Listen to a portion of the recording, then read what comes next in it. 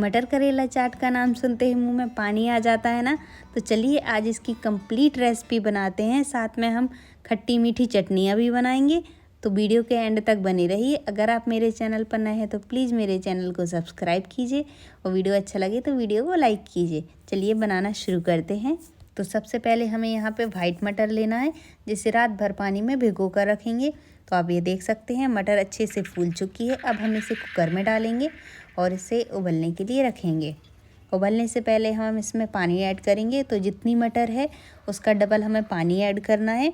और इसके बाद हम इसमें नमक ऐड करेंगे। नमक के बाद मैंने यहाँ पे थोड़ा सा फूड कलर लिया है। आप चाहें तो यहाँ पर फूड कलर को स्किप भी कर सकते हैं और फूड कलर की जगह आप थोड़ा सा हल्दी भी इस्तेमाल कर सकते हैं। अब हम कुकर का ढक्कन बंद कर देंगे और हाई फ्लेम पर करीब 3 से 4 विसल आने के लिए उबाल लेंगे। अगर आप इसे लो फ्लेम पर रख रहे हैं तो 2 विसल में भी हमारा काम हो जाएगा। अब हम करेला बनाएंगे। तो करेला बनाने के लिए मैंने यहाँ पे मैदा लिया है। आप चाहें तो मैदा की जगह आटे का भी इस्तेमाल कर सकते हैं। अब इसमें हम 1 चम्मच अजवाइन डालेंगे। अजवाइन को हम थोड़ा सा क्रश करके मिलाएंगे, जिससे बहुत अच्छा फ्लेवर देती है। इसके बाद हम इसमें नमक ऐड करेंगे।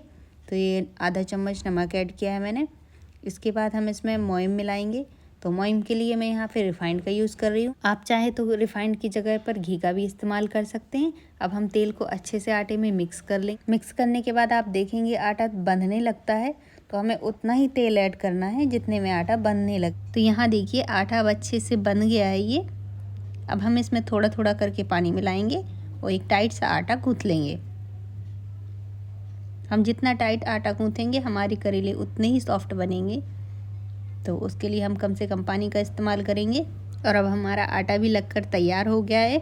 अब हम इसे करीब 15 से 20 मिनट तक रेस्ट होने के लिए रखेंगे। आटे को रेस्ट होने से रखने से पहले हम हाथ में थोड़ा सा तेल लेंगे और आटे के ऊपर तेल लगा देंगे। इसके बाद ही हम इसे रेस्ट होने के लिए रखेंगे। तो ये मैंने हाथ में थोड़ा सा तेल ले लिया है और इस तरीके से हम आटे के ऊपर लगा देंगे और आटे को ढक कर रख देंगे। अब हमारी मटर को भी रखे हुए काफ़ी देर हो चुका है, तो अब हम मटर को भी एक बार चेक कर लेते हैं। तो यहाँ पे मटर में 2 विसल आ चुकी हैं। क्योंकि मैंने इसे लो फ्लेम पर रखा हुआ था, तो कुकर ठंडा होने के बाद हम एक बार मटर को चेक कर लेंगे। और आप देख सकते हैं मटर का कलर कितना बढ़िया आया है और मटर अच्छे से उबल भी चुकी है। ये देखिए, तो यहाँ मटर अच्छे से परफेक्टली कुक हो चुकी है। अब इसके बाद हम आटा देख लेते हैं जो हमने करेला बनाने के लिए रखा था। करीब 15 से 20 मिनट हो चुके हैं और ये आटा भी बढ़िया अच्छे से सेट हो चुका है। तो हम इसे थोड़ा सा और सॉफ्ट कर लेंगे इस तरीके से। इसके बाद हम इसकी छोटी छोटी लोइयाँ बनाएंगे। लोइयाँ हम एक साइज़ की बनाएंगे। उसके लिए मैंने यहाँ पे चाकू का इस्तेमाल किया है। चाकू से हम इस तरीके से काट लेंगे तो सभी लोइयाँ हमारी एक साइज़ की बनती हैं। अब लोइयाँ बनाने के बाद हम बेलना शुरू करेंगे। तो हमें इसे थोड़ा सा लंबाई में बेलना है, क्योंकि हम इसे करेले का आकार देंगे। तो उस तरीके से हमें इसे थोड़ा सा लंबाई में बेलना है, गोल नहीं बेलेंगे। और इस तरीके से हमने इसे लंबाई में बेल लिया है। अब हम इसे चाकू की हेल्प से कट लगाएंगे। कट लगाने से बहुत ही क्रिस्पी बनते हैं। तो इस तरीके से हम इसमें थोड़े थोड़े करके कट लगा देंगे। कट लगाने के बाद हम इसके दोनों साइड से इसे जॉइंट कर देते हैं, तो ये एक तरीके से करेले के जैसे बन जाते हैं। इस तरीके से आप देख सकते हैं मैंने दोनों साइड से जॉइंट कर दिया है और ये हमारा करेला बनकर तैयार हो गया है। इसी तरीके से हम बाकी करेले भी बना लेंगे। ये देखिए हमने सभी करेले बना लिए हैं। अब हम कढ़ाई में तेल गरम करेंगे।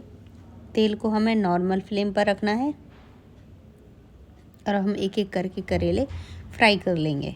करेले को हम दोनों तरफ से उल्टाते पलटाते रहेंगे और अच्छे से सेक लेंगे। जब ये थोड़े थोड़े गोल्डन होने लगेंगे तब हम इन्हें बाहर निकाल लेंगे। तो यहाँ मैंने ये देखिए पलटा दिया है इसे और ये थोड़ा थोड़ा गोल्डन हो गया है, तो अब हम इसे बाहर निकाल लेंगे। देखिए दिखने में कितना बढ़िया दिख रहा है। और इसी तरीके से हम बाकी करेले भी बना लेंगे। तो अब हम चाट का मसाला तैयार करेंगे। तो उसके लिए मैंने 2 चम्मच साबुत धनिया लिया है। इसके बाद 1 चम्मच सौंफ लिया है और 1 चम्मच जीरा लिया है। इसको हम अच्छे से भून लेंगे तीनों को। तो जब इस मसाले से अच्छे से महक आने लगेगी और या इसमें कलर चेंज हो जाएगा, अगर महक ना भी आए तो आप देख सकते हैं इसका कलर भी चेंज हो गया है, इसका मतलब ये अच्छे से भुन चुका है। तो अब हम इसे बाहर निकाल लेंगे और मिक्सी के जार में डाल देंगे। हमें इसे बहुत ही फाइन नहीं पीसना है, बस इसे दरदरा पीस लेंगे। आप देख सकते हैं इस तरीके से हमें दरदरा पीस लेना है। दरदरा पीसने से ही इसका टेस्ट ज़्यादा अच्छा आता है। ये देखिए, तो हमारा ये चाट का मसाला तैयार है। अब हम यहाँ पे थोड़ी चिली फ्लेक्स बनाएंगे। उसके लिए मैंने यहाँ पे ये साबुत लाल मिर्च लिया है, जिसे तवे पर थोड़ी देर के लिए रोस्ट कर लेंगे। ये थोड़े थोड़े इसमें ब्लैक स्पॉट आने लगेंगे, बस हमें इसे इतना ही रोस्ट करना है। इसे भी हम मिक्सी के जार में डालेंगे और करीब 1 से 2 बार ही घुमाना है, ज़्यादा देर हम नहीं घुमाएंगे, नहीं तो ये बहुत ही फाइन पेस्ट बन जाएगा। तो इस तरीके से देखिए, हमने इसे 2 बार ही घुमाया था और कितनी बढ़िया से हमारी चिली फ्लेक्स बनकर तैयार हो गए हैं। इस तरीके से हमने चाट के मसाले बना लिए हैं। अब हम चटनियाँ बनाएंगे। तो सबसे पहले हम मीठी चटनी बनाएंगे।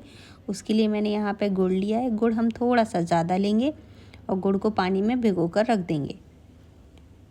जब तक गुड़ पानी में भीग रहा है तब तक हम कढ़ाई लेंगे।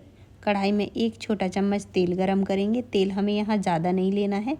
तेल गरम होने के बाद हम इसमें साबुत धनिया, सौंफ और जीरा डालेंगे। ये थोड़ा थोड़ा क्वांटिटी में लेना है। इसके बाद हम इसमें गुड़ डालेंगे जो हमने भिगा के रखा था। गुड़ को हम अच्छे से पका लेंगे, करीब 5 मिनट तक हमें इसे पका लेना है। और साथ भी हम इसमें नमक भी ऐड करेंगे। तो सबसे पहले हम इसे 1-2 मिनट के लिए पका लेंगे। जब इसमें उबाल आने लगेगा हम तभी नमक ऐड करेंगे। तो ये देखिए, इसमें उबाल आने लगा है। अब हम इसमें नमक ऐड करते हैं। तो ये मैंने यहाँ पे नॉर्मल नमक ऐड किया है और ये मैंने इसमें काला नमक ऐड किया है। और 1-2 मिनट और पका लेंगे।